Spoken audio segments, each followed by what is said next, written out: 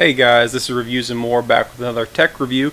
This is on the Nikon Coolpix b500 bridge camera. Now before I really get started on this, please, if you find this video helpful, give it a thumbs up and even subscribe to my channel. Help support it so I can keep doing more of these reviews. I enjoy it, but it's kind of for free right now, which is okay, but I'm enjoying doing the reviews on things that I've purchased. But this is a bridge camera, so basically it bridges the line between a compact little hand camera, this digital, versus a digital SLR camera with replaceable lenses. This actual bundle I purchased was from Sam's. It was about $259. It came with a little carrying case, 16 gig SD card with nothing really special to it. Not really that fast of a write speed on there. I'm going to probably replace it. Camera strap, it's the basic bundle. It just has everything carried around with you, so you're not just buying that. If you were to buy the camera by itself, it would just look like that little red box that you just saw on the screen. So this is the actual camera bag that comes with the little bundle. Nothing too crazy about it. The bundle is kind of meh, so whatever. Nothing too crazy. It's just a good deal to get all the stuff all at once. Some bundles out there I've seen on Amazon come with a little tripod, other various attachments for just like 20 bucks more. That might be more up your alley, so there's other options out there that are better. It comes in black and red. The camera itself is very good, so that's the first thing. It's not going to give you the complete versatility of a digital SLR, but a digital SLR is only as versatile as the lenses you have. So really, this kind of gives you the advantages of having a higher quality camera, more versatility without any single lens replacement taking place, or basically having to switch lenses out as you're going. So you get a little more versatility. It's a quick snapshot kind of camera, so that's why it's in the Coolpix marketing route as opposed to going with the full-blown Nikon digital SLRs. It takes 4 AA batteries, which I thought was kind of strange, and it kind of concerns us in our family because we have a bad habit of leaving electronics alone for a long period of time with the batteries in them, and then they're ruined when they corrode. So that does worry us a little bit. So rechargeable is probably going to be the next step, along with just making sure that camera is always emptied out before we start it up, and keeping batteries in the little camera bag. So there's the camera right there. Sorry for the bad lens placement. Some major features: 16 megapixels, 1080 video, so it works essentially as a video camera as well as a still picture camera. Shutter speed 1/15,000 up to 4 seconds. Maximum aperture is 3, 7.4 burst speed if you're taking pictures. On the video side, 1080p max, and it's going to give you 30 frames per second. So you cannot do 60 frames per second filming with this camera. You're going to need something higher end to get that done. As far as the quality of it and when it was put out, put out 2 years ago. So this is probably at this point, it's 2018. They got something new coming up the pipe. There's something probably better coming out that's going to basically either give you some, because 4K is the new HD that's out there, so we're probably going to start seeing 4K bridge cameras coming out soon. So this is a good little crossover for $259 for the full bundle. So it's a good deal there. The grip is rubberized, so it's very nice. It's a very, very sturdy grip. It does not feel the least bit insecure when it's in your hand. And overall, it's a very high quality item. I don't worry about the quality of a Nikon typically, and it's very, very high quality.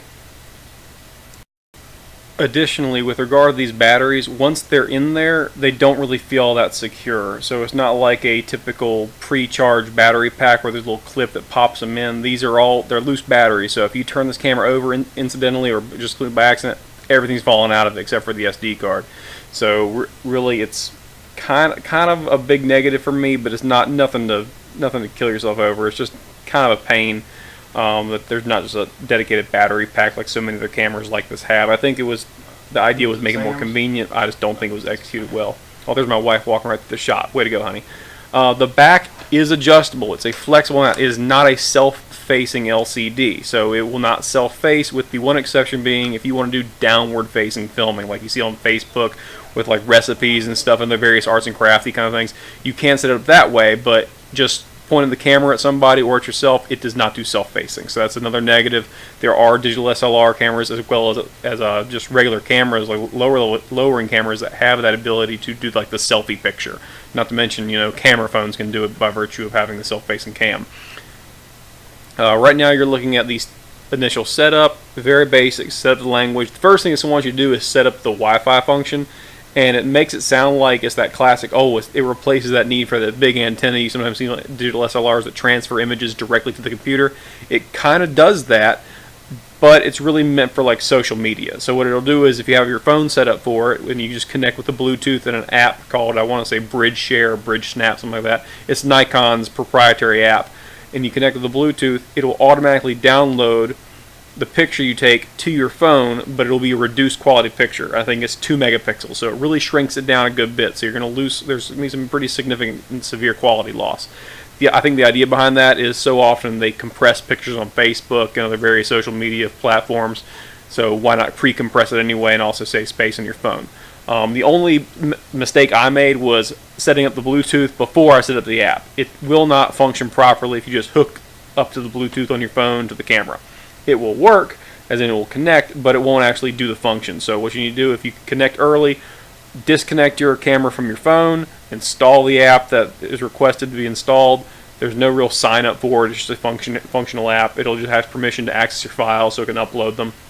And from there you're able to take pictures, and as long as you're not too far away from your actual phone, or if it's just in your pocket, it'll start immediately downloading all from your camera to the phone a reduced quality copy of the picture. Now, reduced quality, what does that mean? Well, it's 2 megapixels, which is close to actually a 1080p video image. So you're not really losing HD out of it. You're just not going to be able to you're not going to be able to download the picture later from your phone and then blow it up onto a poster board, because it just won't, the quality won't transfer that well. And you can see here, just it loads pretty quickly. So it's over the Bluetooth, it's over the wireless on the phone. So there's nothing too crazy about it. It's a neat little feature that not every camera out there has. So I thought it was kind of cool. But overall, that was a little perk. I wasn't even thinking about it when I purchased it, so that's pretty awesome when you just kind of get this extra little feature in there. So there's no taking the SD card out, plugging it in your computer, transferring over. It's just instant gratification to your phone.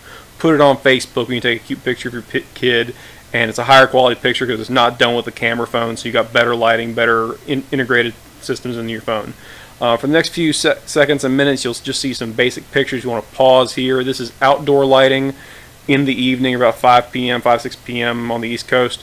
So nothing too crazy here, just to give you an idea of the quality of the picture being taken. This is just on auto adjust mode, so the automatic mode that's set up for it. These are just various pictures of flowers my wife has planted in the backyard and in pots. And in just a moment you're going to see the zoom. This is the standard image, so this is no zoom at all.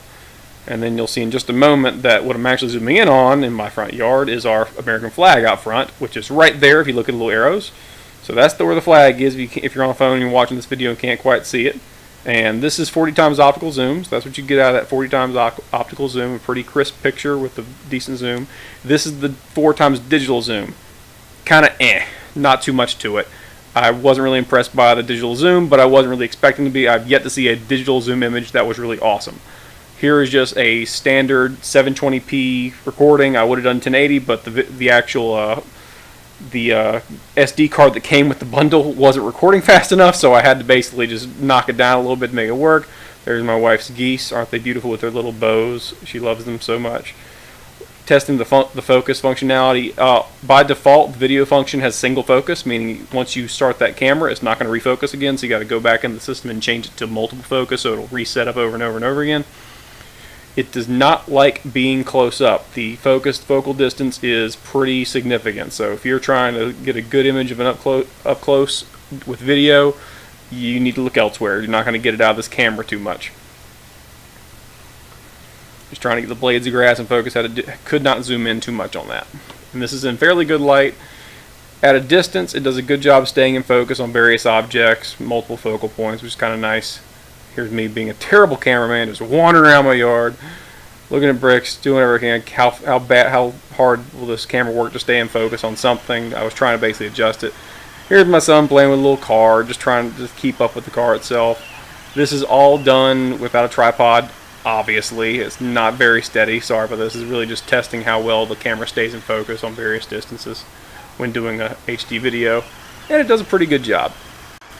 Now this next part is going to be me talking on camera, which I friggin' hate doing, but it's basically just to show you how well the recording takes place with the stereo integrated microphones that are on the camera itself. So take a quick listen. This is the only part that won't be a voiceover over top of you. Alright, this is me just testing the sound pickup of the camera. I'm about maybe 4 feet away from the camera, so maybe a little bit less, about 4 feet.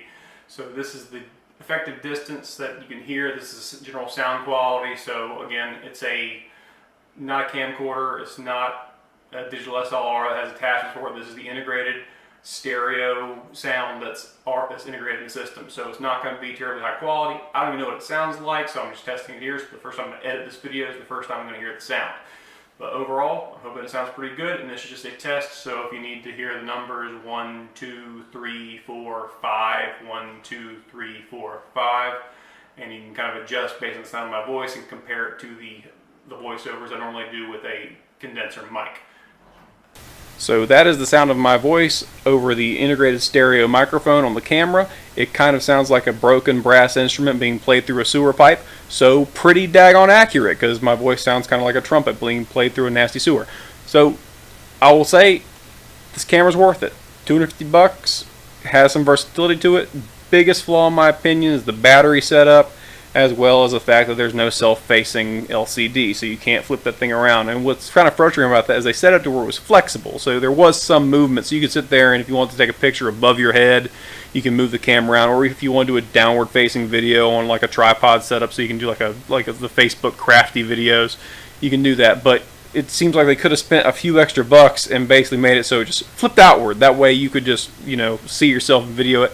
So the only way you can, if you want to use this as a YouTube camera or a video camera or as any kind of stream or any kind of device for recording video of yourself that you want to see as you're making it, so you can stay in frame and everything else, you will have to actually hook this thing up with the HDMI cables to a computer with a monitor to actually get that same effect. So it seems like something they could have spent a little more money on, but I kind of expect the next generation of cameras, that their next bridge camera will probably fill that gap.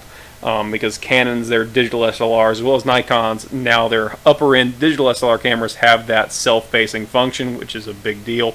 So, guys, thank you for watching. I like the camera. It's available on pretty much any website you can find that sells any kind of camera, so Amazon, Walmart, Sam's Club, all these various places. It is available. And thank you for watching. Please subscribe if you found the video helpful, and give it a thumbs up, and have a great day.